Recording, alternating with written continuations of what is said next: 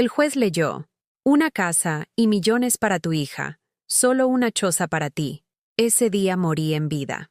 Nunca pensé que las palabras de un extraño en un juzgado podrían destrozar 74 años de existencia en menos de 30 segundos.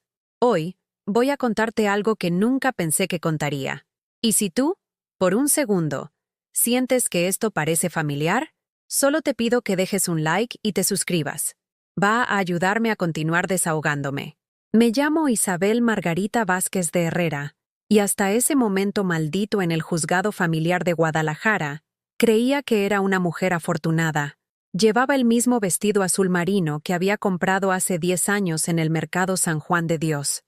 El único que consideraba lo suficientemente elegante para ocasiones importantes. Mis manos temblorosas se aferraban a un bolso de piel desgastado que había sido regalo de mi difunto esposo Rafael en nuestro 20º aniversario.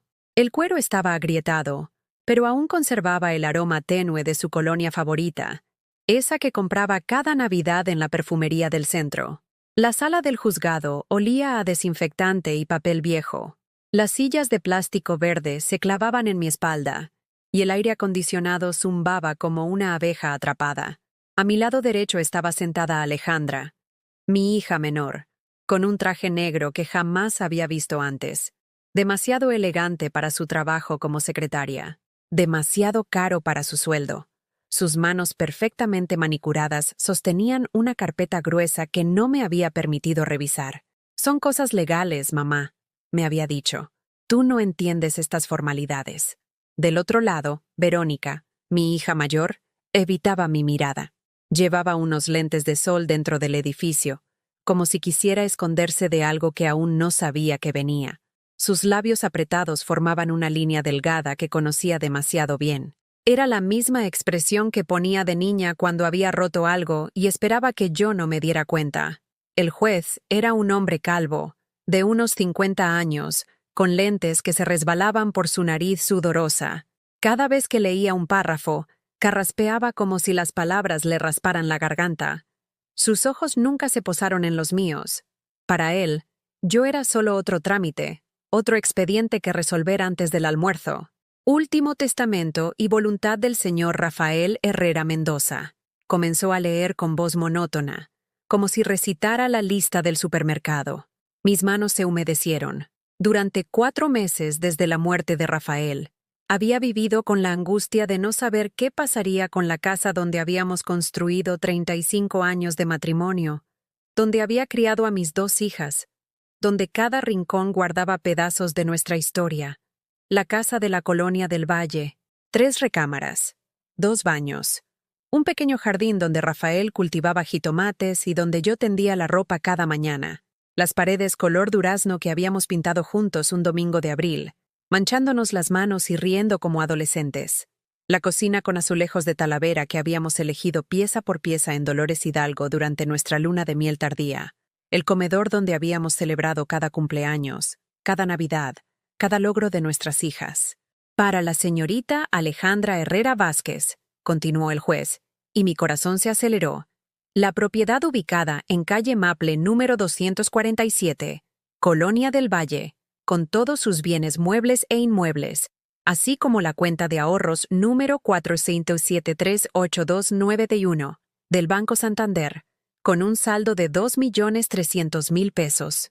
El mundo se detuvo. Las palabras flotaron en el aire como humo, penetrando lentamente en mi cerebro que se negaba a procesarlas. 2 millones. La casa. Todo para Alejandra, mi hija menor, que apenas había visitado a su padre durante su enfermedad, que siempre encontraba excusas para no quedarse más de 1 hora cuando venía a vernos. Volteé a verla. Sus labios dibujaron una sonrisa que intentó disimular tras un pañuelo desechable que fingía usar para secarse lágrimas inexistentes. No había sorpresa en sus ojos, solo satisfacción. Para la señorita Verónica Herrera Vázquez, prosiguió la voz del juez, que ahora sonaba como si viniera de muy lejos. El vehículo Tsuru modelo 2015 y la cantidad de 50.000 pesos de la cuenta de inversiones. Verónica asintió en silencio, sin quitarse los lentes oscuros. Y para la señora Isabel Margarita Vázquez, viuda de Herrera, Las palabras que siguieron se clavaron en mi pecho como puñales de hielo. El derecho de habitación del cuarto de servicio, ubicado en la parte posterior del inmueble antes mencionado, por el tiempo que la beneficiaria principal lo considere conveniente. El cuarto de servicio. El cuartito húmedo de 3 por 3 metros, donde habíamos guardado las escobas y donde Elena, nuestra empleada doméstica, se cambiaba de ropa. Ese lugar sin ventanas, con un foco pelón colgando del techo, con manchas de humedad que formaban mapas de países inexistentes en las paredes. Mi boca se secó, como si hubiera tragado arena del desierto de Sonora. Las manos me temblaron tanto que tuve que esconder el bolso bajo las piernas para que nadie notara mi descomposición. El aire acondicionado siguió zumbando, pero yo ya no podía respirar. Era como si alguien hubiera puesto una almohada sobre mi cara. «¿Señora Herrera?» La voz del juez me sacó del trance. «¿Tiene alguna pregunta sobre la lectura del testamento?» Abrí la boca, pero no salió sonido alguno, solo el aire seco y amargo de la injusticia. ¿Preguntas? Tenía miles. ¿Por qué Rafael, el hombre que me había prometido amor eterno, me había reducido a una sirvienta en mi propia casa? ¿Por qué mis hijas, esas niñas que había alimentado con mi pecho, que había velado en cada enfermedad, que había defendido contra el mundo entero, estaban allí sentadas como si esto fuera lo más natural del mundo? Pero las palabras se quedaron atoradas en mi garganta, mezcladas con lágrimas que no podía derramar, porque mi orgullo aún tenía un hilo de vida. Negué con la cabeza, y el juez dio 3 golpes con su martillo. «Queda asentado en acta. Pueden retirarse». Alejandra se levantó rápidamente y salió de la sala sin voltear a verme. Verónica se acercó, me puso una mano en el hombro y dijo con voz temblorosa: «Mamá, nosotras no sabíamos». La aparté con suavidad. Incluso sus mentiras me dolían menos que la traición de Rafael. Caminé hacia la salida del juzgado con pasos de zombi. Cada paso resonaba en el pasillo de mármol, como el eco de una vida que se desmoronaba. En la banqueta de Avenida Alcalde, bajo el sol despiadado de marzo, me detuve junto a un puesto de elotes. El señor que los vendía me miró con compasión, como si pudiera ver a través de mi vestido azul marino la herida sangrante que llevaba en el alma. «¿Se siente bien, señora?», me preguntó. «Sí», mentí. «Solo necesito un momento». Pero sabía que no era cierto. En ese momento, parada en la banqueta, viendo pasar los camiones rojos de la Ruta 380, entendí que Isabel Margarita Vázquez de Herrera había muerto en esa sala del juzgado. Lo que quedaba era solo una mujer sin casa, sin dinero, sin familia, sin futuro. Ese día no solo perdí mi hogar, perdí la fe en todo lo que había creído durante 74 años. Ese día morí en vida. Esa noche no pude dormir en mi propia cama. Alejandra había llegado antes que yo a la casa y había puesto un candado nuevo en la puerta principal. Cuando toqué, me gritó desde adentro: «Mamá, ya sabes cuál es tu lugar ahora. El cuarto de atrás tiene todo lo que necesitas». Me dirigí hacia la parte posterior de la casa, cargando solo mi bolso y una bolsa de plástico con mis medicamentos para la presión. El cuarto de servicio olía a cloro viejo y humedad. Una cama individual con un colchón delgado ocupaba casi todo el espacio. No había closet, solo unos ganchos oxidados clavados en la pared. Una cortina descolorida cubría lo que alguna vez había sido una ventana, ahora tapiada con blocks. Me senté en la orilla de la cama y por primera vez en décadas, lloré sin intentar controlarme. Lloré por todo lo que había perdido en un solo día, pero sobre todo lloré por la estupidez de haber confiado tanto. Cerré los ojos y los recuerdos llegaron como olas, uno tras otro, mostrándome la película completa de mi vida de sacrificios. ¿Cómo había llegado hasta aquí? ¿En qué momento me había convertido en invisible para mi propia familia? Recordé cuando Alejandra tenía 15 años y se había enamorado de un muchacho de 20 que manejaba taxi. Rafael se había puesto furioso, amenazó con correrla de la casa. «Esa niña va a terminar como las chavas de la esquina», gritaba, embarazada y abandonada. Pero yo la defendí. Durante meses intercedí por ella, convencí a Rafael de que le diera una oportunidad al muchacho. Trabajé horas extras limpiando casas en las lomas para pagarle clases de inglés, para que tuviera mejores oportunidades. Cuando el muchacho la dejó por otra, Alejandra lloró en mis brazos durante semanas. Tú eres la única que me entiende, mamá, me decía. Sin ti me habría muerto. Yo le preparaba té de manzanilla. Le compraba chocolates, Carlos V, con el dinero que guardaba para mis propios gustos. La dejaba faltar a la escuela cuando el corazón roto no la dejaba ni levantarse. Después vino la universidad. Alejandra quería estudiar administración de empresas en una universidad privada cara.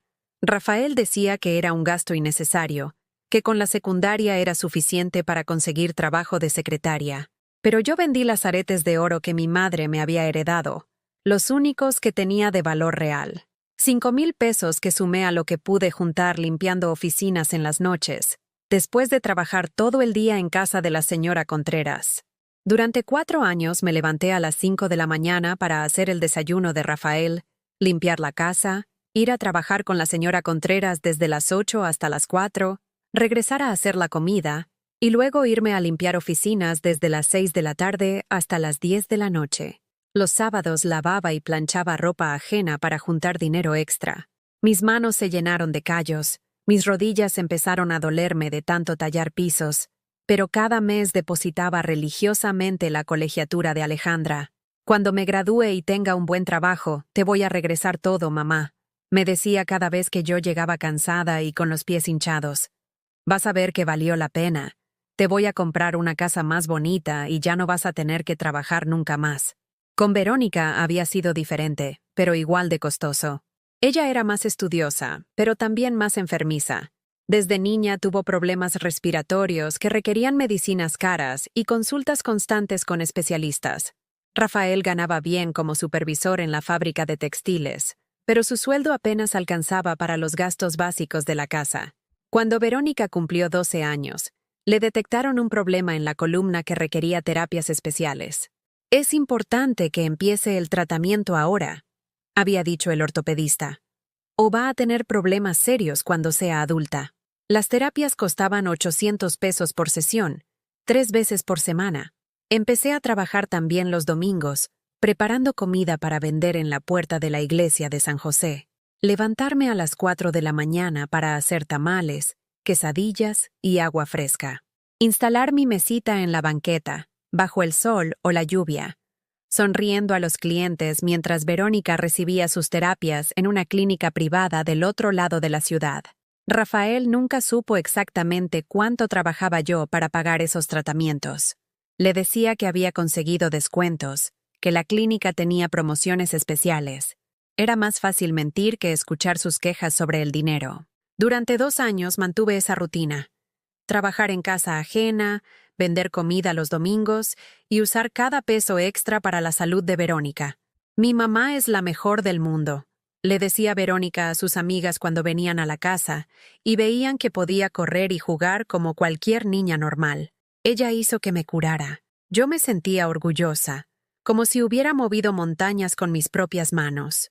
Pero los sacrificios más grandes habían venido después, cuando las dos ya eran adultas y enfrentaban crisis que aparentemente solo yo podía resolver. Cuando Alejandra se divorció de su primer esposo, llegó a casa llorando con 2 maletas y sin un peso. Me quitó todo, decía entre sollozos. La casa, el carro, hasta mi ropa se quedó allí. Se había casado con un hombre mayor que manejaba bien el dinero, pero mal su temperamento. Después de 3 años de matrimonio y disputas constantes, había huido sin llevarse nada. Durante 8 meses vivió en su cuarto de soltera mientras yo la mantenía. Le pagaba la gasolina para que buscara trabajo. Le compraba ropa nueva para las entrevistas. Le daba dinero para que saliera con amigas y se distrajera de la depresión del divorcio. Rafael protestaba. Decía que Alejandra ya era adulta y tenía que valerse por sí misma. Pero yo lo convencía de tener paciencia. «Es nuestra hija», le decía. ¿Qué clase de padres seríamos si la dejamos hundirse?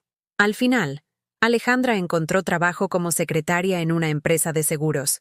Se fue a vivir a un departamento pequeño, y durante meses me llamaba para agradecerme. «Sin ti no habría podido salir adelante, mamá. Eres mi héroe». Con Verónica había sido el problema de la casa. Se había casado con un hombre bueno, pero sin mucha ambición, que trabajaba como mecánico en un taller del centro. Ganaban lo suficiente para vivir al día, pero nunca lograban ahorrar para el enganche de una casa propia. Vivían de alquiler en departamentos pequeños y ruidosos, cambiándose cada año porque los dueños subían las rentas o vendían las propiedades. Cuando nació mi nieta Sofía, Verónica llegó llorando una tarde. «Mamá, nos van a correr del departamento. El dueño lo va a vender y necesitamos encontrar algo más grande para la niña, pero todo está carísimo». Maureen, la bebé tenía apenas 6 meses y Verónica estaba desesperada por darle estabilidad. Sin consultarle a Rafael, saqué los ahorros que había juntado para arreglar el techo de nuestra propia casa, que goteaba cada temporada de lluvias. 50,000 pesos que había guardado peso por peso durante 3 años. Se los di a Verónica para el enganche de una casita en una colonia nueva, lejos del centro pero segura para criar a la niña. «Te los voy a pagar, mamá», me prometió Verónica mientras firmaba los papeles del crédito. «En cuanto las cosas mejoren, te regreso todo». Yo asentí, sabiendo en el fondo que ese dinero jamás regresaría, pero sintiéndome feliz de ver a mi nieta correr por un patio propio en lugar de estar encerrada en un departamento de 2 cuartos. Años después, cuando mi nieta Sofía cumplió 15 años, Verónica quería hacerle una fiesta que no podía pagar. «Es su sueño, mamá», me explicaba. «Todas sus amigas van a tener fiesta de 15, y ella es tan buena estudiante que se lo merece». Sin que Rafael lo supiera, vendí mi anillo de compromiso, ese aro sencillo de oro que él me había dado cuando éramos novios. Con ese dinero pagué el vestido, el salón, la música y hasta el pastel de 3 pisos que Sofía había visto en una revista. La noche de la fiesta, viendo a mi nieta bailar el vals con su abuelo, sentí que cada sacrificio había valido la pena. Verónica me abrazó llorando. «Eres la abuela más generosa del mundo. Sofía nunca va a olvidar esto». Pero hubo una promesa que no pude cumplir, un sacrificio que se me quedó a medias por culpa de la muerte. Rafael había enfermado del corazón cuando Alejandra perdió su segundo trabajo. Ella había comenzado a tener problemas con el alcohol después de otro divorcio difícil. Llegaba tarde, faltaba seguido, hasta que finalmente la despidieron. Sin trabajo y con deudas acumuladas, estaba a punto de perder su departamento. «Mamá, necesito 200,000 pesos para ponerme al corriente», me había dicho 2 semanas antes de que Rafael muriera. «Si no, me van a embargar todo». Yo no tenía esa cantidad, pero le prometí que encontraríamos la manera. «Vamos a vender algo, mija, o pedimos un préstamo con la casa de garantía». Rafael murió antes de que pudiéramos resolver el problema de Alejandra. Y ahora, sentada en este cuarto húmedo que olía a abandono, entendía por qué el testamento había sido tan generoso con ella y tan cruel conmigo. Mi hija menor había encontrado la manera de cobrarse todo lo que yo no había podido darle. Había usado la enfermedad de su padre, sus últimos momentos de confusión y dolor, para asegurarse de que nunca más tendría que pedirme ayuda. Había convertido mis sacrificios en su herencia, y a mí en el fantasma de mi propia vida. Los días siguientes fueron como vivir en el purgatorio. Alejandra había establecido reglas que nunca había discutido conmigo, como si fuera una inquilina indeseable en lugar de su madre. No podía usar la cocina entre las 6 de la mañana y las 10 de la noche, porque interfería con las rutinas de la casa. No podía recibir visitas sin permiso previo. No podía usar el teléfono fijo para llamadas de más de 5 minutos. «Son las condiciones del testamento, mamá», me decía cada vez que yo protestaba tímidamente. «Si no te parece, puedes buscar otro lugar donde vivir». ¿Pero con qué dinero? Mi pensión del IMSS era de 2,000 pesos mensuales, apenas suficiente para mis medicinas y algo de comida. Rentar el cuarto más barato de Guadalajara me costaría mínimo 3,000 pesos, sin contar servicios. Durante la primera semana intenté mantener mi dignidad. Me levantaba temprano, antes de que Alejandra despertara, para usar el baño principal y lavarme en paz. Preparaba un té con las bolsitas que había comprado con mis últimos pesos y lo tomaba en silencio en el pequeño patio trasero, viendo crecer las plantas que Rafael había dejado abandonadas. Pero Alejandra pronto se cansó hasta de esa pequeña libertad. Un martes por la mañana, mientras estaba regando los jitomates que empezaban a dar fruto, escuché que cerraba la puerta del baño principal con llave. «¡Mamá!», me gritó desde la ventana de su recámara. Ya instalé un candado en el baño. El cuarto de servicio tiene su propio baño. Úsalo. No quiero que andes por toda la casa como si fuera tuya. El baño del cuarto de servicio era un espacio de 1 metro por 1 metro, sin ventilación, con un excusado que se trababa y una regadera que apenas escupía agua tibia. El espejo estaba tan manchado que no podía verme claramente, como si mi propia imagen hubiera decidido desaparecer. Esa misma semana descubrí que había cambiado las cerraduras de toda la casa. Cuando intenté abrir la puerta que conectaba el cuarto de servicio con la cocina, me topé con una chapa nueva. Ahora tenía que salir al patio, rodear toda la casa y tocar la puerta principal si necesitaba algo. «Es por seguridad», me explicó Alejandra cuando le pregunté. «Así los dos espacios están separados y no hay confusiones sobre los límites». Los límites. Como si yo fuera una extraña que había invadido su propiedad en lugar de la mujer que había parido a esa casa durante 35 años, que había elegido cada azulejo, que había pintado cada pared, que había convertido 4 muros vacíos en un hogar. Pero lo que más me dolía eran las miradas de los vecinos. La señora Esperanza, que había sido mi amiga durante décadas, bajaba la vista cuando me veía colgando mi ropa en el tendedero del patio trasero. Don Carlos, que siempre me saludaba con cariño cuando yo regaba el jardín delantero, ahora fingía no verme cuando pasaba por la banqueta. Todos sabían lo que había pasado. En una colonia como la del Valle, donde las comadres conocen la vida de cada familia mejor que sus propios habitantes, la noticia del testamento se había esparcido como incendio en pastizal seco. «Pobrecita doña Isabel», las escuchaba murmurar cuando caminaba hacia la tienda. «¿Cómo es posible que sus propias hijas la hayan dejado así?» Pero nadie me ofrecía ayuda concreta. Era más fácil compadecerse desde la distancia que involucrarse en los problemas ajenos. Además, ¿quién querría enemistarse con Alejandra, que ahora era la dueña de una de las casas más bonitas de la cuadra? El primer viernes después de la lectura del testamento, Verónica vino a visitarme. No tocó la puerta principal, se asomó por la reja del patio trasero y me silbó como se llama a los perros. «Mamá, ¿puedes salir un momento?», me gritó desde afuera. La encontré parada junto a su tsuru viejo, con los brazos cruzados y una expresión incómoda en el rostro. Llevaba una blusa nueva que no le había visto antes, de una tela brillante que se veía cara. «¿Cómo estás?», me preguntó, pero su tono era el que se usa con conocidos lejanos, no con familiares cercanos. «Sobreviviendo», le respondí. «¿Tú qué tal? ¿Cómo está Sofía?». «Bien, bien. De hecho, por eso vengo». Se removió incómoda, evitando mi mirada. «Sofía va a entrar a la preparatoria el próximo año. Y pues ya sabes cómo están las cosas económicamente. Alejandra me comentó que tal vez tú tenías algunos ahorros guardados que podrías prestarme. Para los uniformes, los libros, la inscripción». Me quedé muda. Verónica creía que yo tenía dinero escondido después de ver cómo había perdido todo en menos de una semana. Creía que había estado fingiendo pobreza mientras mantenía cuentas bancarias secretas. «Mija», le dije con voz temblorosa, «no tengo nada. Lo único que tengo son mis 2,000 pesos de pensión al mes». «Ay, mamá, no seas así». Su voz se volvió impaciente, molesta. «Sé que siempre has sido muy guardadita con tu dinero. Durante años estuviste trabajando y ahorrando. No me digas que todo se acabó de la nada». «¿Guardadita?». La palabra me salió como escupitajo. «¿Guardadita cuando vendí mi anillo para la fiesta de tu hija? ¿Guardadita cuando pagué años de terapias para tu espalda? ¿Guardadita cuando les di el enganche de su casa?». Verónica suspiró, como si yo fuera una niña caprichosa que se negaba a cooperar. «Bueno, pues entonces pídele prestado a Alejandra. Ahora ella tiene dinero de sobra. Total, es tu hija. No te va a negar un favor». Se fue sin despedirse, dejándome parada en el patio con la sensación de haber hablado con una extraña que casualmente tenía la cara de mi hija mayor. Esa noche no pude dormir.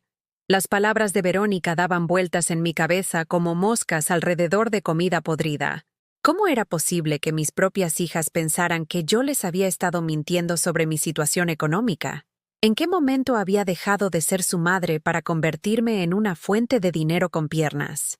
El domingo siguiente, mientras Alejandra había salido a misa, decidí hacer algo que nunca pensé que haría: revisar los papeles de Rafael que guardaba en su viejo escritorio. Tal vez había algo que el abogado no había mencionado, alguna cuenta que se hubiera pasado por alto, alguna póliza de seguro que pudiera darme un poco de independencia económica. El escritorio estaba en lo que antes era nuestro cuarto, pero que ahora Alejandra había convertido en su recámara principal. Me sentí como una ladrona en mi propia casa al abrir los cajones que durante décadas había organizado y limpiado. En el cajón inferior derecho encontré una carpeta que no reconocía, marcada con la letra de Rafael. Documentos importantes. Isabel. Mi corazón se aceleró. Tal vez Rafael había dejado algo especial para mí, algo que no había aparecido en el testamento oficial. Pero cuando abrí la carpeta, lo que encontré me dejó sin respiración. Eran copias de documentos bancarios que mostraban transferencias de dinero de las cuentas de Rafael hacia cuentas que no reconocía. Miles y miles de pesos, movidos durante los últimos 3 años de su vida. Y al final del archivo, una nota escrita con su puño y letra, fechada apenas 2 meses antes de su muerte. Isabel, si estás leyendo esto es porque ya no estoy. Necesito que sepas que las cuentas que aparecen aquí son dinero que Alejandra me pidió que guardara para ella. Me dijo que tenía problemas con el alcohol y que necesitaba que alguien más manejara sus finanzas para no gastarse todo. Le prometí que a mi muerte el dinero sería suyo, pero también le prometí que tú tendrías la casa y la mitad de todo lo demás. Alejandra tiene las copias de estos papeles y el testimonio del licenciado Morales sobre nuestros acuerdos. Si algo sale diferente en el testamento oficial, revisa con él. Las manos me temblaron tanto que casi no pude seguir leyendo. También quiero que sepas que encontré documentos que demuestran que Alejandra falsificó mi firma en varios cheques durante mi enfermedad. Está en el sobre amarillo. No la denuncié porque es nuestra hija, pero tú decides qué hacer con esa información. Al final de la nota, con letra más temblorosa, había añadido: perdóname por no haber sido el esposo que merecías. Siempre supe que eras más fuerte que yo, pero no me di cuenta de que eso no significaba que tuvieras que cargar con todo tú sola. Me senté en el piso del cuarto, rodeada de papeles que probaban que mi hija menor había estado robándole a su padre enfermo, mientras yo la defendía de sus críticas, que había manipulado el testamento no solo para asegurar su herencia, sino para esconder sus crímenes, que Rafael había muerto sabiendo la verdad pero sin fuerzas para enfrentarla. En ese momento escuché la puerta principal. Alejandra había regresado de misa. Sus tacones resonaron en el pasillo mientras se acercaba al cuarto. Rápidamente guardé los papeles en mi blusa y cerré la carpeta. «¿Mamá?», me gritó. «¿Qué estás haciendo aquí?». «Buscaba una foto de tu papá». Mentí, levantándome con dificultad del piso. Quería tener una en mi cuarto. Me miró con desconfianza, pero no dijo nada. Salí de la habitación con las piernas temblorosas y me dirigí a mi cuarto, donde finalmente pude llorar en silencio. Lloré por Rafael, que había muerto con el peso de conocer la verdad. Lloré por la Isabel ingenua que había confiado ciegamente en sus hijas.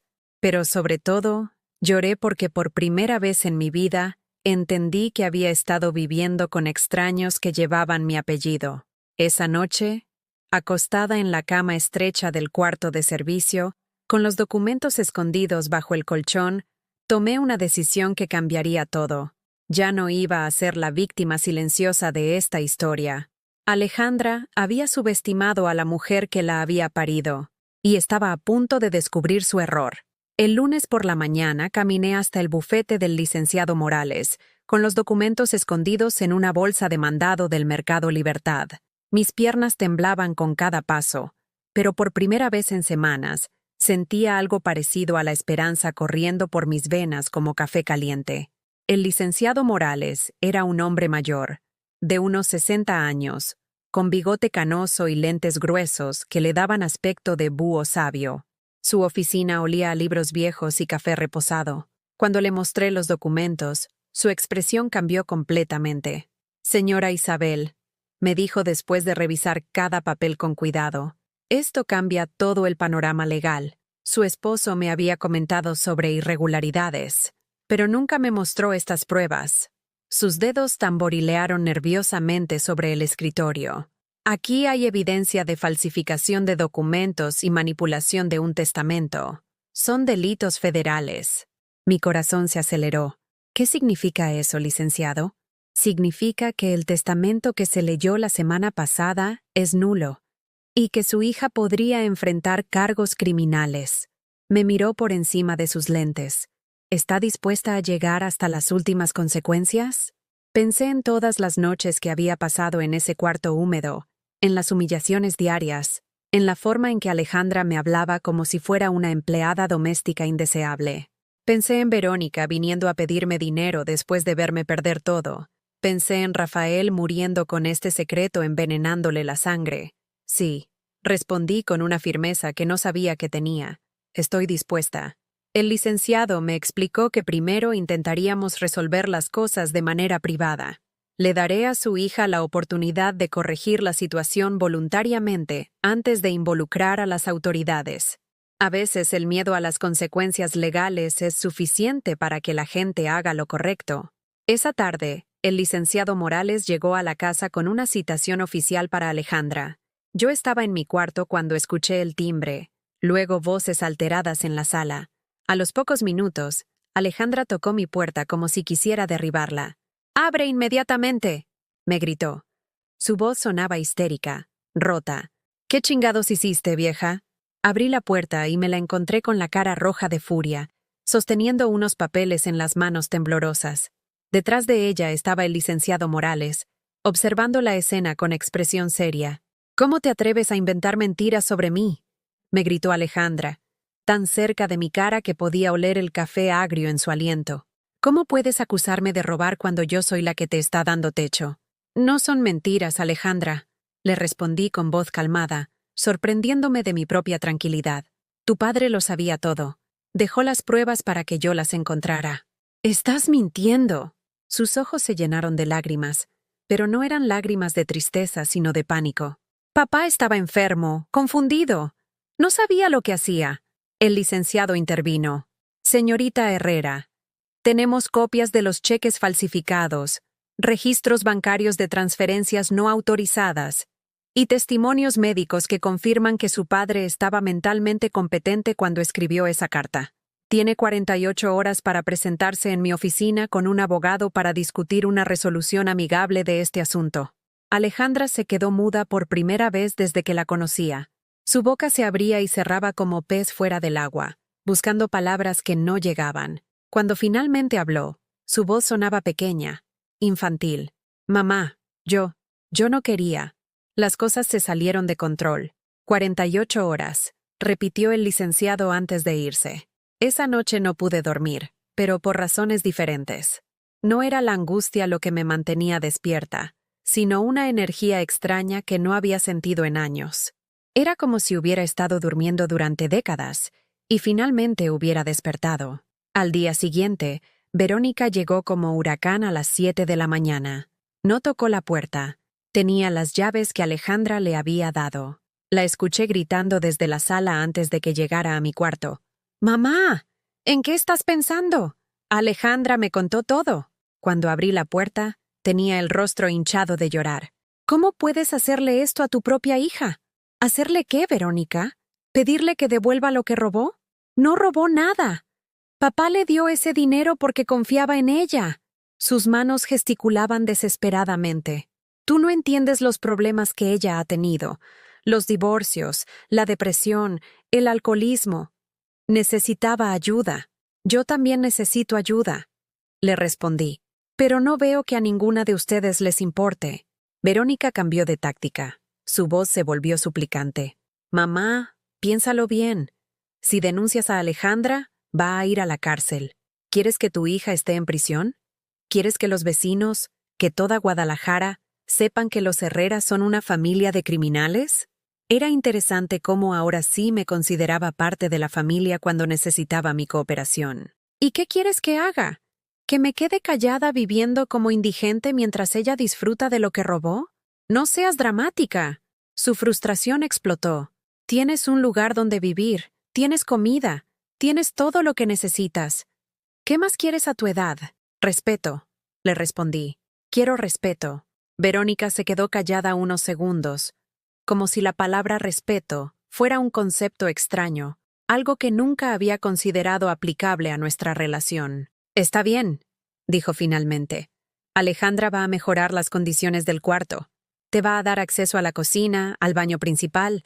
Incluso puede aumentarte tu mesada mensual. ¿Mesada? La palabra me quemó la garganta. Verónica, yo no soy la empleada doméstica de Alejandra. Soy su madre.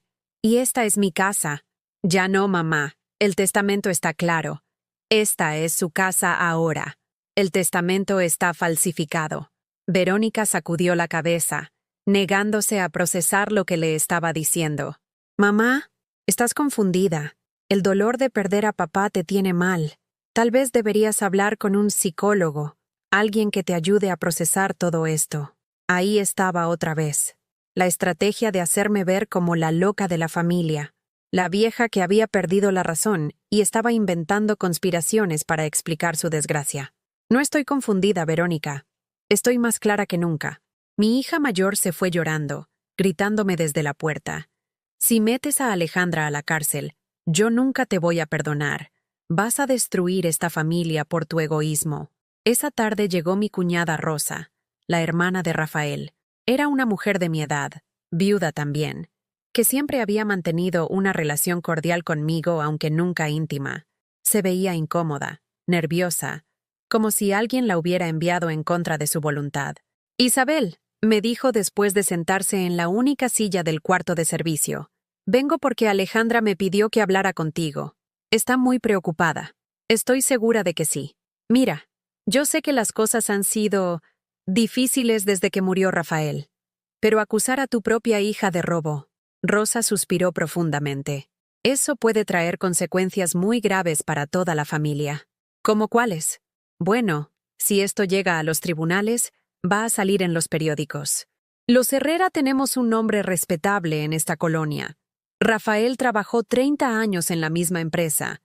Nunca tuvo problemas con nadie. ¿Quieres que la gente recuerde a tu esposo como el hombre cuya hija era una ladrona? Era increíble cómo todos estaban más preocupados por la reputación de la familia que por la justicia. Rafael ya está muerto, Rosa. Ya no le puede doler lo que diga la gente. Pero a ti sí. ¿Quieres pasar tus últimos años siendo la señora que mandó a su hija a la cárcel? ¿Quieres que esa sea tu herencia? Me quedé callada, pensando en sus palabras. Rosa interpretó mi silencio como duda y continuó. Alejandra me pidió que te dijera que está dispuesta a negociar. Te puede dar dinero mensual, más del que necesitas. Te puede arreglar este cuarto, hacerlo más cómodo. Incluso puede comprarte una casita pequeña en otra colonia si prefieres independencia. ¿Y lo único que tengo que hacer es quedarme callada sobre lo que hizo? Es tu hija, Isabel. Al final del día, es sangre de tu sangre. Después de que Rosa se fue, me quedé sola con mis pensamientos. Por primera vez en días, las dudas comenzaron a filtrarse en mi mente como agua en techo roto. ¿Y si estaba siendo demasiado dura? ¿Y si Alejandra realmente había tenido problemas tan graves que había necesitado tomar esas decisiones desesperadas? Pero luego recordé la frialdad en sus ojos cuando me había hablado del cuarto de servicio, la forma en que había cambiado las cerraduras como si yo fuera una intrusa. Recordé a Verónica viniendo a pedirme dinero sin siquiera preguntar cómo estaba sobreviviendo. No, esto no era sobre perdón o comprensión familiar. Esto era sobre dignidad humana básica. Esa noche llamé al licenciado Morales desde el teléfono público de la esquina. Licenciado, proceda con todo. No quiero negociaciones privadas. ¿Está segura, señora Isabel?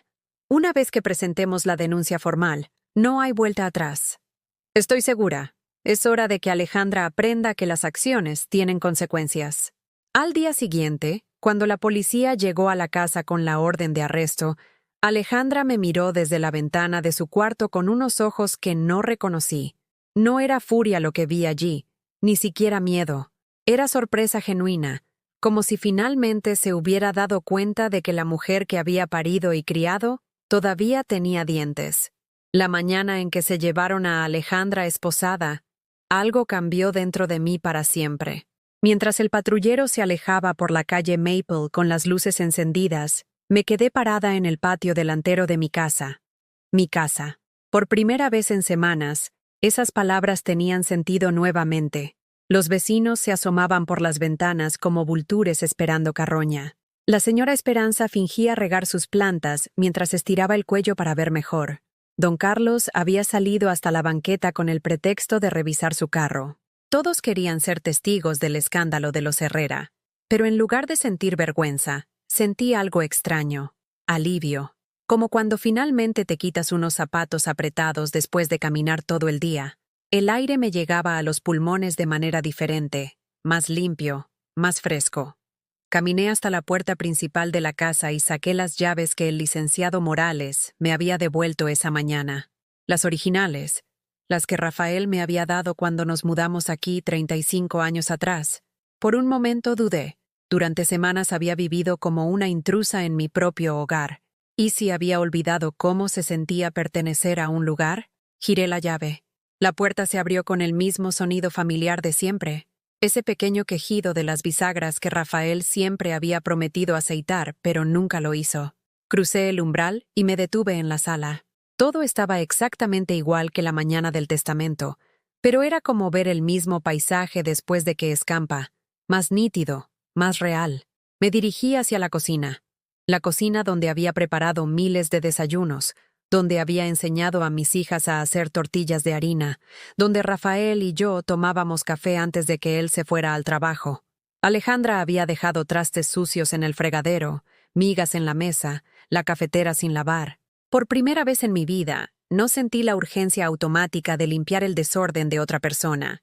En lugar de eso, puse agua a hervir para hacerme un té en mi propia cocina, en mi propia taza favorita. La azul con florecitas que había comprado en Tlaquepaque durante nuestra primera excursión familiar. Me senté en la mesa del comedor, la mesa donde habíamos celebrado cumpleaños y navidades, donde las niñas habían hecho su tarea mientras yo preparaba la cena. El silencio era diferente ahora. No era el silencio opresivo del cuarto de servicio, lleno de humedad y resentimiento. Era el silencio de mi propia casa, familiar y acogedor como una manta vieja. Podía escuchar el refrigerador ronroneando en la cocina, el reloj de pared marcando el tiempo con su tic-tac constante, los pájaros cantando en el árbol de mango del patio trasero. Por primera vez en semanas, no tenía que pedir permiso para existir en mi propio espacio. Después del té, hice algo que no había hecho en años. Me di un baño largo en la tina del baño principal. Llené la bañera con agua caliente. Agregué sales de baño que había encontrado en el botiquín y me sumergí hasta el cuello. El agua tibia disolvió tensiones que no sabía que estaba cargando, nudos en los hombros que se habían formado durante semanas de dormir en esa cama incómoda del cuarto de servicio. Cerré los ojos y me permití sentir algo que había olvidado. Comodidad. Simple comodidad física en mi propio cuerpo, en mi propio espacio. No había nadie gritándome que me diera prisa, nadie controlando cuánto tiempo podía quedarme, nadie haciéndome sentir como una intrusa que abusaba de la hospitalidad ajena. Cuando salí del baño, me dirigí a la que había sido mi recámara matrimonial. Alejandra había movido algunas cosas. Había puesto fotos suyas donde antes estaban las nuestras. Había cambiado las cortinas por unas más modernas. Pero la estructura era la misma. El closet amplio donde aún colgaba algo de mi ropa. El tocador donde me había peinado durante décadas. La ventana que daba al jardín trasero. Abrí las ventanas para que entrara aire fresco y quité las fotos de Alejandra de las repisas. En el cajón del tocador encontré una foto vieja de Rafael y mía en nuestro aniversario número 20. Estábamos en un restaurante del centro. Yo llevaba mi vestido verde favorito y él su guayabera blanca de los domingos. Ambos sonreíamos con esa complicidad de parejas que han aprendido a ser felices con poco. Puse la foto en su lugar en la repisa y me senté en la cama. Mi cama. Por primera vez en semanas, me acosté horizontalmente sin sentir que el colchón era demasiado duro o demasiado pequeño. Me estiré como gato al sol, ocupando todo el espacio que quería ocupar, sin tener que encogerme para caber en espacios que otros habían determinado suficientes para mí. Esa tarde decidí hacer algo que no había hecho en meses: cocinar una comida completa solo para mí. Salí a la tienda de Don Refugio en la esquina y compré ingredientes para hacer mole poblano, el platillo que más me gustaba preparar pero que Rafael había dejado de pedir porque era mucho trabajo para solo 2 personas. Don Refugio me recibió con una mezcla de curiosidad y compasión mal disimulada. «¿Cómo está, doña Isabel? Supimos lo que pasó con su hija». «Estoy bien, don Refugio. Mejor de lo que he estado en mucho tiempo». Me miró sorprendido, como si hubiera esperado encontrarme destrozada por la vergüenza del escándalo público. «Me da gusto oírla decir eso, señora. Ya era hora de que las cosas se acomodaran como debían ser». Regresé a casa cargando las bolsas del mandado con un sentimiento que no había experimentado en años. Anticipación. Tenía ganas de cocinar, ganas de llenar mi casa con el aroma del chile mulato y el chocolate, ganas de crear algo hermoso solo para mi propio disfrute. Pasé toda la tarde en la cocina, moliendo chiles, tostando especias, mezclando ingredientes con la paciencia de alguien que no tiene prisa por llegar a ningún lado. La cocina se llenó de aromas que despertaron memorias de domingos familiares cuando las niñas eran pequeñas, cuando cocinar era un acto de amor y no una obligación diaria. Cuando terminé, serví un plato generoso y me senté a comer en el comedor, usando los platos buenos que solo sacábamos en ocasiones especiales. ¿Por qué había estado guardando la vajilla bonita? ¿Para quién? ¿Para ocasiones que tal vez nunca llegaran? El mole sabía exactamente como lo recordaba. Complejo, rico, lleno de sabores que se desenvolvían lentamente en el paladar. Comí despacio, saboreando cada bocado, acompañando la comida con una copa de vino que había encontrado en la alacena, una botella que Rafael había guardado para una ocasión especial que nunca había llegado. Mientras comía, vi por la ventana cómo el sol se ponía detrás de los jacarandás de la calle. Las flores violetas se veían especialmente brillantes con la luz dorada del atardecer. Durante semanas había vivido en un cuarto sin ventanas al exterior, perdiendo el contacto con los ritmos naturales del día y la noche, con los cambios sutiles de luz que marcaban el paso del tiempo. Ahora podía ver otra vez, podía respirar otra vez. Después de la cena, hice algo que no había hecho en años. Llamé a mi comadre Elena en León, Guanajuato. Elena había sido mi mejor amiga desde la adolescencia, pero en los últimos años habíamos perdido el contacto. Rafael siempre decía que las llamadas de larga distancia eran muy caras, que mejor le escribiera cartas. Pero yo nunca había sido buena para escribir, y Elena tampoco, así que nuestra amistad se había ido diluyendo en el silencio de la distancia y las buenas intenciones. El teléfono sonó 3 veces antes de que contestara. «¿Isabel? ¡Ay, Dios mío! ¿Eres tú? No puedo creerlo». Su voz sonaba exactamente igual que hace 20 años, llena de esa energía contagiosa que siempre había tenido. Me contó de sus nietos, de su trabajo en una florería, de los cambios en León. Yo le conté todo lo que había pasado, sin omitir detalles, sin tratar de endulzar la historia para que sonara menos terrible. «Ay, comadre», me dijo cuando terminé de contarle. «Qué bueno que finalmente reaccionaste. Durante años me pregunté cuándo ibas a darte cuenta de que esas muchachas te estaban exprimiendo como limón. ¿Te habías dado cuenta desde antes?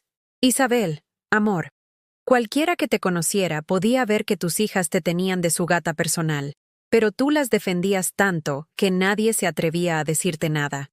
Hablamos durante 2 horas, recuperando décadas de conversaciones perdidas. Me invitó a visitarla en León. Puedes quedarte el tiempo que quieras. Tengo un cuarto extra y todas las ganas del mundo de ponernos al corriente». Cuando colgué el teléfono, me di cuenta de que había pasado todo el día sin pensar en Alejandra, en Verónica, en lo que estarían haciendo o sintiendo. Por primera vez en meses, había vivido un día completo enfocada en mi propio bienestar en lugar de en los problemas y necesidades de otras personas. Esa noche me acosté en mi propia cama, entre sábanas limpias que olían a suavizante de ropa, con las ventanas abiertas para que entrara la brisa nocturna. No había ruidos de televisores en el cuarto de al lado. No había voces discutiendo sobre dinero o responsabilidades. No había la sensación constante de estar invadiendo el espacio de alguien más. Solo silencio. Silencio que por primera vez en semanas no se sentía como abandono, sino como paz. Antes de quedarme dormida, pensé en todas las pequeñas decisiones que había tomado ese día. ¿Qué té tomar? ¿Cuánto tiempo quedarme en la bañera? ¿Qué cocinar para la cena? ¿A quién llamar por teléfono? Decisiones mínimas, cotidianas, pero que nadie más había tomado por mí. Decisiones que habían sido completamente mías. Y me di cuenta de algo que me llenó de una tranquilidad profunda. Por primera vez en años, no tenía que pedirle permiso a nadie para ser quien era. Por primera vez en años, era libre. 3 semanas después del arresto de Alejandra, cuando ya había comenzado a acostumbrarme a la paz de mi casa recuperada, llegó el momento que sabía que tendría que enfrentar: el juicio familiar completo. Verónica había pagado la fianza de Alejandra, quien ahora enfrentaba cargos formales por falsificación de documentos y fraude. Pero antes de que el caso llegara a los tribunales, el licenciado Morales había sugerido una mediación familiar. A veces es mejor resolver estos asuntos en privado, me había dicho, especialmente cuando hay familia de por medio. La cita se programó para un sábado por la mañana en la oficina del licenciado.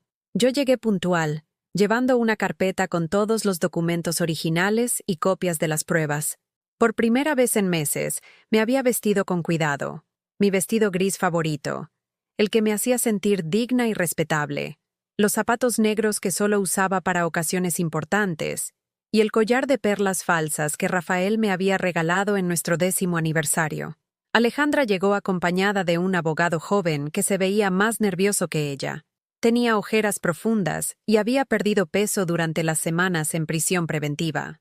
Su ropa elegante no podía ocultar la fragilidad nueva que había aparecido en sus gestos, la forma en que evitaba mi mirada como si fuera una luz demasiado brillante. Verónica entró después, jalando de la mano a mi nieta Sofía, que ahora tenía 17 años y me veía con una mezcla de confusión y resentimiento. Era obvio que le habían contado su versión de la historia, donde yo era la abuela cruel que había traicionado a la familia por dinero. «Señoras», comenzó el licenciado Morales después de que todos nos sentáramos alrededor de la mesa de conferencias.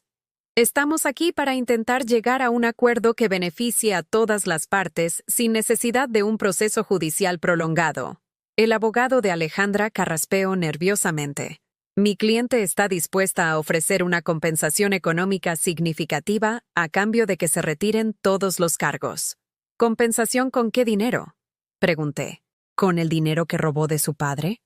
«No robé nada», explotó Alejandra, hablando por primera vez desde que había llegado. «Papá me dio ese dinero.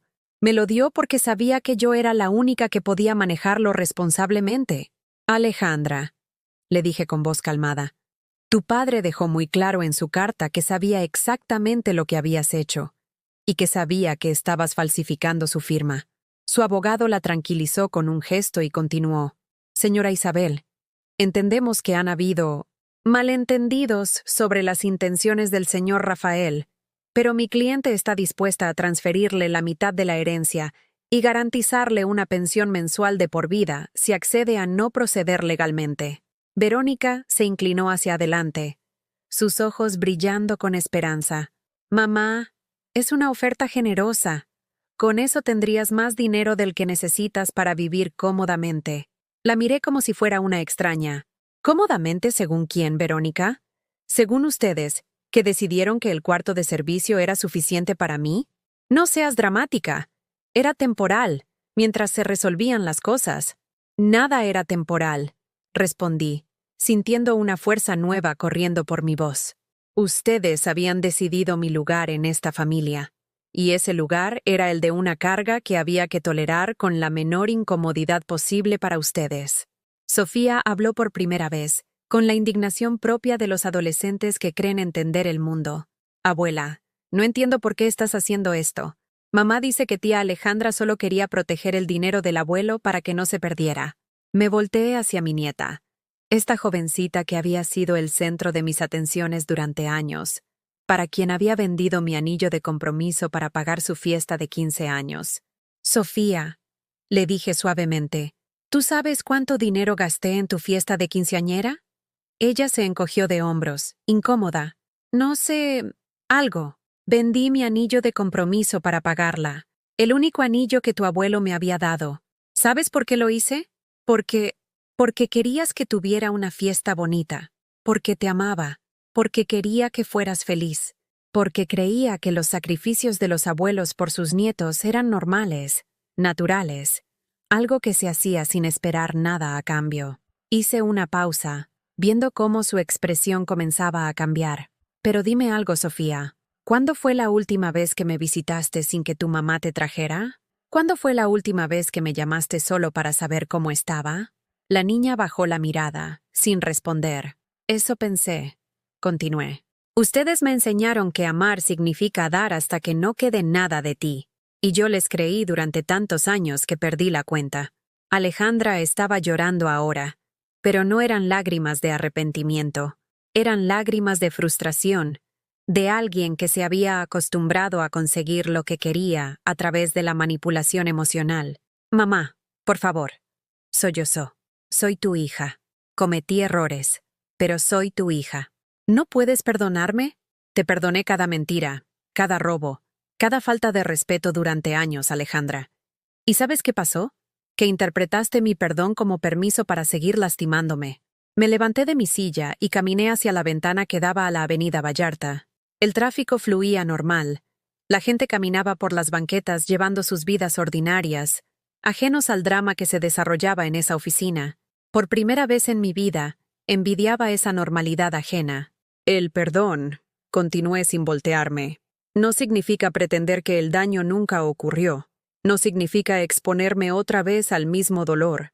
El perdón significa que ya no cargo con el veneno de su traición, pero tampoco significa que tenga que seguir siendo su víctima. Cuando me volteé, encontré 3 pares de ojos mirándome con una expresión que nunca había visto antes. Sorpresa. Como si hubieran estado viviendo con una extraña que casualmente tenía mi cara, y de repente se hubieran topado con la persona real que había estado escondida debajo durante décadas. No quiero su dinero, le dije al abogado de Alejandra. Quiero justicia.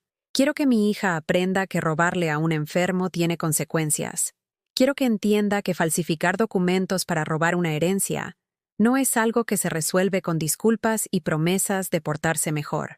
«¡Pero vas a destruir a la familia!», gritó Verónica, levantándose de su silla. «Todos van a saber lo que hizo Alejandra. Van a hablar de nosotros en toda la colonia. La familia ya estaba destruida, Verónica. Yo nada más me negué a seguir fingiendo que estaba completa». Alejandra dejó de llorar. Cuando levantó la cara, sus ojos tenían una dureza que reconocí. Era la misma mirada que había puesto cuando me había dicho que el cuarto de servicio era mi lugar ahora. «Está bien», dijo con voz fría. «Quieres guerra, mamá. La vas a tener.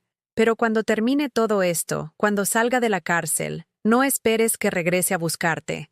No esperes llamadas en Navidad. No esperes visitas en tu cumpleaños.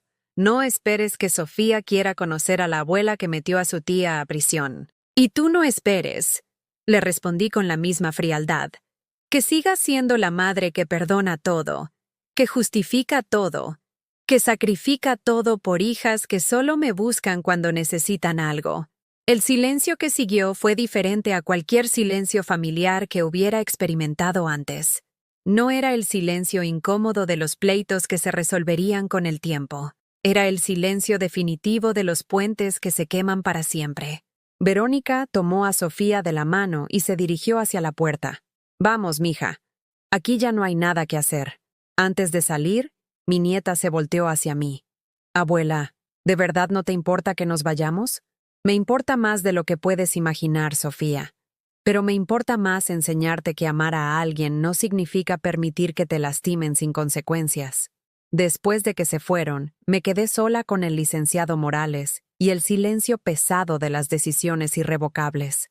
«¿Estás segura de que quiere proceder con el juicio completo?», me preguntó. «Una vez que esto llegue a tribunales, las relaciones familiares quedarán definitivamente rotas».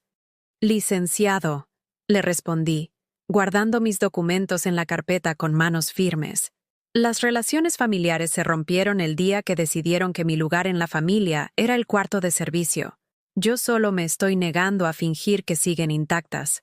Caminé hacia la puerta, pero antes de salir me volteé una última vez. «Y licenciado, quiero que proceda también con los cargos de manipulación de testamento. Quiero que esto siente un precedente. Quiero que otras madres sepan que no tienen que aceptar este tipo de abusos solo porque vienen de familia». Esa tarde, al llegar a mi casa, me preparé un café y me senté en el jardín trasero. Las plantas de jitomate que Rafael había sembrado antes de morir estaban dando fruto. Grandes jitomates rojos y jugosos que nadie había recogido durante semanas. Los corté uno por uno, llenando una canasta con la última cosecha de mi esposo. Mientras trabajaba, pensé en lo extraño que era estar completamente sola por primera vez en 74 años, pero no sentirme sola. Por primera vez en mi vida, había puesto límites. Había dicho no a ser tratada como algo menos que humana.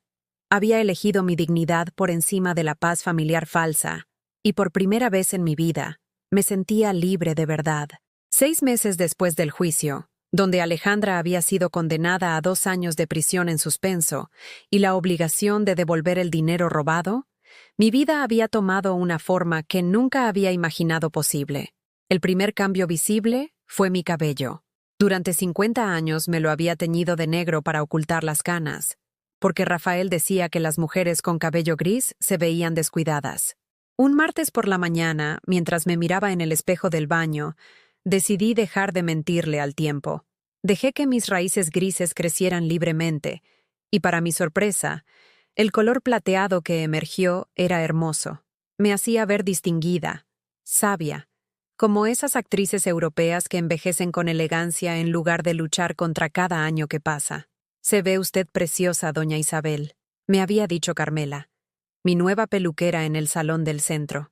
¿Por qué se había estado escondiendo este color tan bonito? Era una buena pregunta. ¿Por qué había pasado décadas escondiendo quién era realmente para complacer las expectativas de otros? El segundo cambio había sido decorar la casa a mi gusto por primera vez en mi vida. Rafael había tenido opiniones muy específicas sobre los colores, nada muy brillante, los muebles, nada muy caro pero que se vea decente, y la distribución, práctico ante todo. Durante 35 años había vivido en un hogar que reflejaba sus gustos, sus necesidades, sus ideas sobre cómo debía verse una casa respetable. Ahora las paredes de la sala eran de un amarillo cálido, que hacía que la luz del sol rebotara alegre por toda la habitación. Había comprado cojines de colores vivos para el sofá, plantas que llenaban los rincones de vida verde, y había colgado cuadros que me gustaban sin preocuparme por si hacían juego con los demás. La casa finalmente se parecía a mí en lugar de ser un museo dedicado a las preferencias de un hombre muerto. Pero el cambio más significativo había sido algo que nunca pensé que tendría a mi edad. Un propósito nuevo. Todo había comenzado con una conversación casual con doña Carmen, una vecina de 80 años que vivía 3 casas abajo.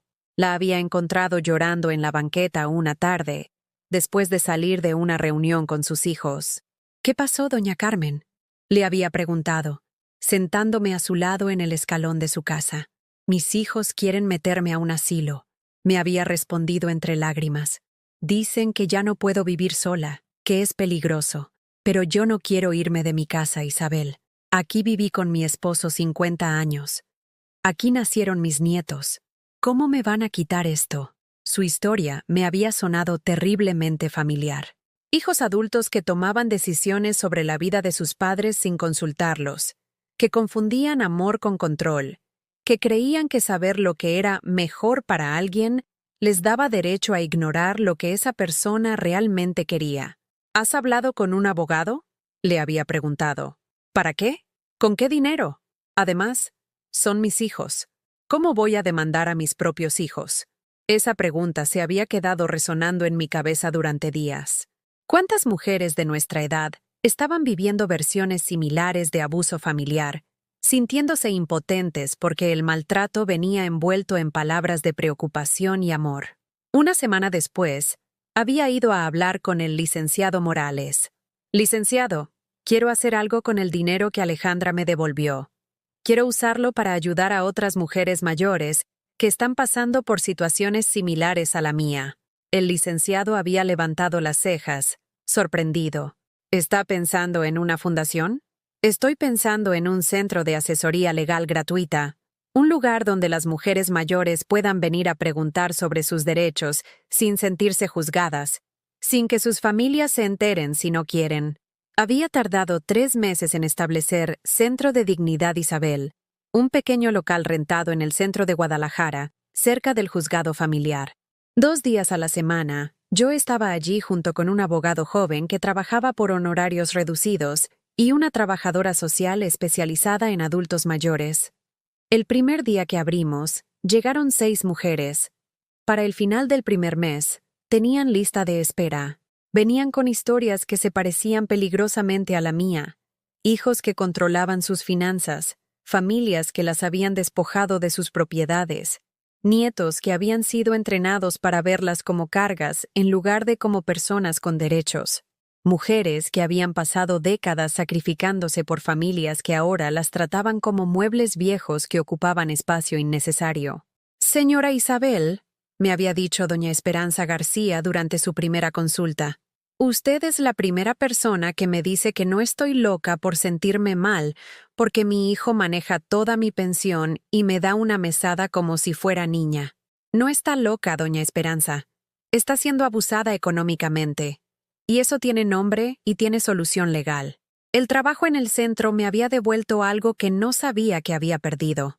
La sensación de ser útil de maneras que iban más allá de servir a otros. No era la utilidad agotadora de ser la que resolvía los problemas de todos, sin recibir nada a cambio. Era la utilidad satisfactoria de usar mi experiencia y mi dolor para crear algo bueno en el mundo. Además, había comenzado a hacer algo que nunca había hecho en mi vida. Cosas solo para mi propio disfrute. Los miércoles por la tarde tomaba clases de pintura en acuarela en la Casa de la Cultura. Mis manos, que durante décadas solo habían conocido el trabajo de limpiar, cocinar y cuidar, ahora aprendían a crear belleza sin función práctica. Mis primeras pinturas eran terribles, pero cada pequeña mejora me llenaba de un orgullo infantil que no había sentido desde que era niña. Los sábados por la mañana iba a caminar al Parque Agua Azul con un grupo de mujeres de mi edad que había conocido en el centro. Caminábamos, platicábamos, nos reíamos de cosas que nuestros maridos habrían considerado tonterías. Era la primera vez en mi vida que tenía amigas que me conocían como Isabel, no como la esposa de Rafael o la mamá de Alejandra y Verónica. Los domingos me quedaba en casa leyendo novelas románticas que compraba en el puesto de libros usados del centro. Rafael siempre había dicho que esos libros eran basura para mujeres sin nada mejor que hacer. Ahora entendía por qué los había criticado tanto. Porque mostraban mujeres que exigían ser tratadas con respeto y amor verdadero, conceptos que aparentemente lo habían amenazado. Una tarde de octubre, mientras regaba las plantas de mi jardín trasero, escuché que alguien tocaba la puerta. Cuando abrí, me encontré con Sofía, mi nieta, parada en el umbral con una expresión nerviosa. Había crecido durante esos meses. Ya no era la adolescente que había venido a la mediación familiar. Era una joven de 18 años, con la confianza recién adquirida de alguien que había comenzado a formar sus propias opiniones sobre el mundo. «Hola, abuela», me dijo tímidamente. «¿Puedo pasar?» «Por supuesto, mi amor. Pasa». La llevé a la sala, que ahora era brillante y acogedora con sus paredes amarillas y sus plantas verdes. Sofía miró alrededor con sorpresa. «Se ve muy diferente», comentó. «Sí, ahora se parece más a mí».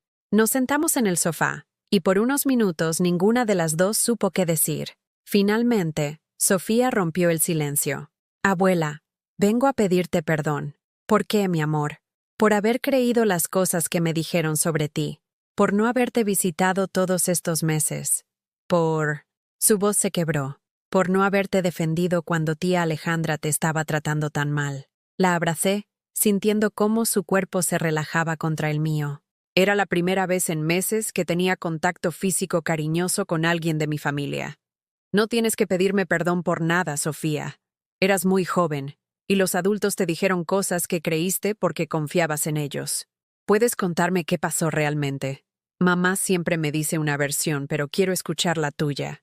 Le conté todo, desde el testamento falso hasta los meses viviendo en el cuarto de servicio, desde el descubrimiento de los documentos hasta la decisión de proceder legalmente. Sofía escuchó en silencio, sus ojos abriéndose cada vez más con cada revelación. «No sabía», dijo cuando terminé. «Mamá siempre dijo que tía Alejandra había hecho lo que papá Rafael quería, y que tú estabas confundida por el dolor. Tu mamá prefirió creer esa versión porque era más cómoda que enfrentar la verdad. ¿Estás muy enojada con nosotras? No estoy enojada, mi amor. Estoy libre. Sofía me visitó 3 veces más en las siguientes semanas. En la última visita, me trajo noticias que no me sorprendieron, pero que confirmaron que había tomado las decisiones correctas. Abuela, me dijo, mamá está teniendo problemas con dinero otra vez.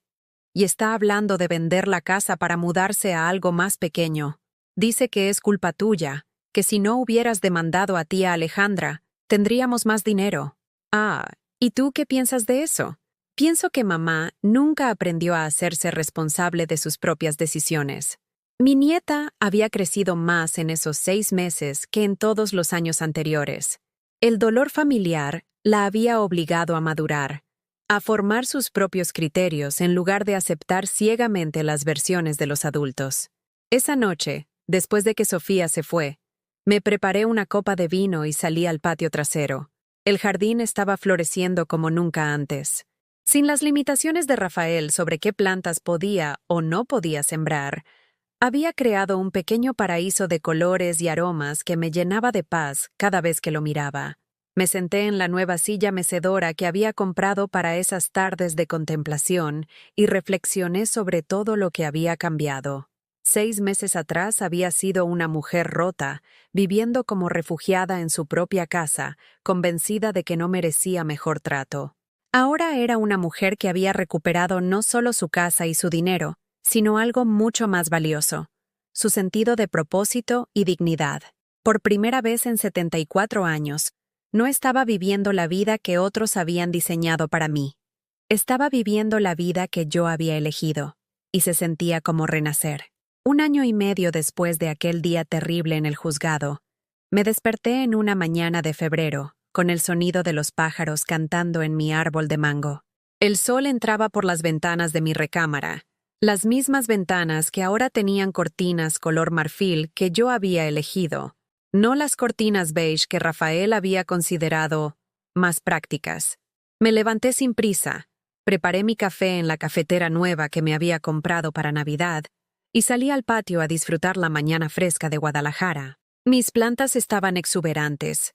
El pequeño huerto que había iniciado me estaba dando suficientes vegetales para compartir con las vecinas, y las flores que había sembrado llenaban el aire con fragancias que me recordaban que estar viva podía ser hermoso. Era sábado, mi día favorito de la semana. No porque fuera diferente a los demás días en términos de responsabilidades, sino porque los sábados representaban mi libertad completa. No tenía que ir al centro de dignidad. No tenía compromisos sociales obligatorios. No tenía que responder a las necesidades o expectativas de nadie más. Los sábados eran solo míos. Esa mañana particular marcaba exactamente 18 meses desde el día que había encontrado los documentos en el escritorio de Rafael. 18 meses desde que había comenzado a transformarme de víctima en protagonista de mi propia vida. Mientras tomaba mi café, pensé en todo lo que había cambiado. El centro de dignidad. Isabel ahora atendía a más de 30 mujeres por semana. Habíamos conseguido que 5 casos llegaran a los tribunales, todos con resoluciones favorables para las afectadas. 3 mujeres habían recuperado propiedades que sus hijos les habían quitado ilegalmente. 2 habían conseguido órdenes de protección contra familiares abusivos, y 1 había logrado que le devolvieran el control de sus cuentas bancarias. Pero más importante que los casos legales eran las historias de transformación personal, mujeres que llegaban encorvadas por la vergüenza y se iban caminando erguidas, mujeres que pensaban que merecían el maltrato porque así son las familias, y descubrían que tenían derecho a exigir respeto. Mujeres que creían que a su edad ya no podían cambiar nada de sus vidas y terminaban creando existencias completamente nuevas. Doña Carmen, mi vecina que había inspirado la creación del centro, ahora vivía feliz en su propia casa después de que sus hijos retiraran la demanda de incapacidad. Había aprendido a manejar sus finanzas con la ayuda de una trabajadora social, había establecido límites claros con su familia y había comenzado a tomar clases de tejido en el centro comunitario. Es extraño, me había dicho la semana anterior, Vivir 78 años pensando que ser madre significaba no tener derechos, y descubrir que siempre los tuve, solo no sabía cómo usarlos. Esa frase resumía perfectamente lo que yo también había descubierto, que había confundido amor con autosacrificio, familia con obligación y maternidad con servidumbre. Durante décadas había creído que ser una buena madre significaba desaparecer como persona individual, existir solo en función de las necesidades de otros. Ahora entendía que la maternidad más amorosa era la que enseñaba a los hijos a ser adultos responsables y empáticos, no la que los convertía en parásitos emocionales y económicos, incapaces de funcionar sin explotar a otros. Mi reflexión fue interrumpida por el sonido del timbre. Era extraño recibir visitas tan temprano en sábado. Cuando abrí la puerta, me encontré con una sorpresa que no esperaba. Verónica estaba parada en mi umbral, pero no era la Verónica furiosa y manipuladora de la mediación familiar. Esta mujer se veía cansada, vulnerable, más delgada de lo que recordaba. «Hola, mamá», me dijo con voz pequeña. «¿Puedo pasar?» «Por supuesto». La llevé a la sala, donde se sentó en el borde del sofá como si temiera contaminarse con mi nueva vida o contaminarla con su presencia. «Se ve muy bonita la casa», comentó, mirando alrededor con ojos que parecían estar viendo realmente por primera vez. «Muy alegre, gracias. Me gusta cómo quedó». Nos quedamos en silencio durante unos minutos. Verónica parecía estar luchando con palabras que no sabía cómo organizar. «Mamá», dijo finalmente, «vengo a decirte que tenías razón». No respondí. Había aprendido que cuando alguien está tratando de procesar una revelación importante, lo mejor es darle espacio para que encuentre sus propias palabras. Alejandra salió de la cárcel la semana pasada, continuó. Vino a mi casa pidiendo dinero prestado. Cuando le dije que no tenía, se puso furiosa. Me gritó que yo tenía la obligación de ayudarla porque éramos familia. Verónica hizo una pausa, secándose los ojos con un pañuelo. Me dijo exactamente las mismas cosas que nosotras te habíamos dicho a ti. Asentí en silencio. No había sorpresa en esa revelación, solo la confirmación de patrones que había reconocido desde hacía mucho tiempo. Y me di cuenta, siguió Verónica, de que así era como te habíamos tratado toda la vida, como una máquina de resolver problemas que nunca se puede descomponer o necesitar mantenimiento. «¿Y qué vas a hacer con esa información?», le pregunté suavemente. «No lo sé», admitió. «Estoy tratando de enseñarle a Sofía a ser diferente. Ella me ha estado preguntando mucho sobre ti, sobre lo que realmente pasó. Creo que quiere tener una relación contigo, pero no sabe cómo después de todo lo que pasó. Sofía ya me ha visitado varias veces», le dije. «Estamos construyendo una relación nueva, basada en honestidad en lugar de obligación». Verónica asintió, y pude ver que esa información la aliviaba y la dolía al mismo tiempo. «Mamá», dijo después de otra pausa larga, «no vengo a pedirte perdón porque sé que las disculpas no significan nada sin cambios reales, y no vengo a pedirte que regreses a ser como eras antes porque ahora entiendo que esa mujer estaba muriendo por dentro. Entonces, ¿a qué vienes? Vengo a preguntarte si hay alguna posibilidad de que podamos conocernos de nuevo, como adultas, sin que yo espere que resuelvas mis problemas, sin que tú sientas que tienes que sacrificarte por mí». Su voz se quebró un poco. «Vengo a preguntarte si puedes enseñarme a ser una mejor persona». Por primera vez en nuestra conversación, sonreí. No era la sonrisa forzada que había usado durante años para mantener la paz familiar. Era una sonrisa genuina, nacida de algo parecido a la esperanza. «Verónica», le dije. «Esa es la primera conversación real que hemos tenido en años». Pasamos el resto de la mañana hablando, no sobre el pasado, no sobre culpas o perdones, sino sobre el presente y el futuro. Verónica me contó sobre su trabajo, sus luchas económicas, sus miedos sobre ser una buena madre para Sofía. Yo le hablé sobre el centro, sobre mis clases de pintura, sobre la satisfacción de vivir una vida que había diseñado para mí misma. Cuando se fue, no hubo promesas dramáticas ni reconciliaciones hollywoodenses, solo el acuerdo de seguir conversando, de construir algo nuevo sobre las ruinas de lo que habíamos perdido. Esa tarde, Mientras preparaba la cena solo para mí, reflexioné sobre lo extraño de la vida. Durante 72 años, había vivido creyendo que mi valor como persona dependía de cuánto podía dar a otros, cuánto podía sacrificar, cuánto podía soportar sin quejarme. Había necesitado perderlo todo para entender que mi valor era inherente, incondicional, no algo que tenía que ganar cada día a través del sufrimiento y el servicio. Había necesitado quedarme sola para descubrir que no estaba sola. Tenía amigas verdaderas, trabajo significativo, pasatiempos que me llenaban de alegría, y una relación conmigo misma que finalmente se basaba en respeto en lugar de en crítica constante. Esa noche, antes de acostarme, abrí el álbum de fotos que había creado durante los últimos meses. No eran fotos familiares tradicionales, sino imágenes de mi nueva vida. Mis pinturas en acuarela, el jardín en diferentes épocas del año, fotos del centro con las mujeres que habíamos ayudado, instantáneas de mis caminatas en el parque con mis nuevas amigas. Era el álbum de Isabel Margarita Vázquez, no de la esposa de Rafael o la madre de Alejandra y Verónica.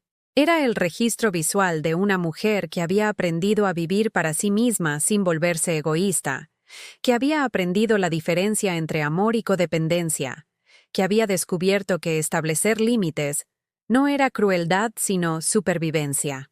Al final del álbum había puesto una foto que Sofía me había tomado la semana anterior. Era yo, sentada en mi jardín, con mi cabello plateado brillando al sol, sonriendo con una tranquilidad que nunca había tenido en las fotos familiares anteriores. Era la imagen de una mujer que finalmente se gustaba a sí misma. Debajo de la foto había escrito una nota para mi yo del futuro. Isabel, recuerda siempre que tu tranquilidad vale más que la aprobación de cualquier otra persona. Recuerda que amar no significa desaparecer. Recuerda que nunca es demasiado tarde para elegir tu propia felicidad. Mientras apagaba la luz y me acomodaba entre mis sábanas suaves, pensé en todas las mujeres que en ese momento estaban viviendo versiones de lo que yo había vivido. Mujeres que se habían convencido de que merecían menos, que el maltrato disfrazado de amor era normal, que a su edad ya no podían cambiar nada. Esperaba que algunas de ellas encontraran el coraje que yo había tardado 72 años en descubrir. Esperaba que entendieran antes que yo que la familia que te lastima sin consecuencias no es familia, es costumbre, que el amor verdadero nunca requiere que desaparezcas como persona, y sobre todo, esperaba que supieran lo que yo había aprendido, que nunca es demasiado tarde para comenzar de nuevo, para elegir dignidad sobre paz falsa, para construir una vida que valga la pena vivir. Esa madrugada, por primera vez en años, soñé con el futuro en lugar de con el pasado, y en mis sueños era libre. ¿Has vivido alguna vez algo parecido a la historia de Isabel? ¿Conoces a alguien que haya pasado por una situación similar? Cuéntamelo en los comentarios. Si esta historia te llegó al corazón, déjanos tu like y suscríbete al canal para que este mensaje llegue a alguien que necesita escucharlo.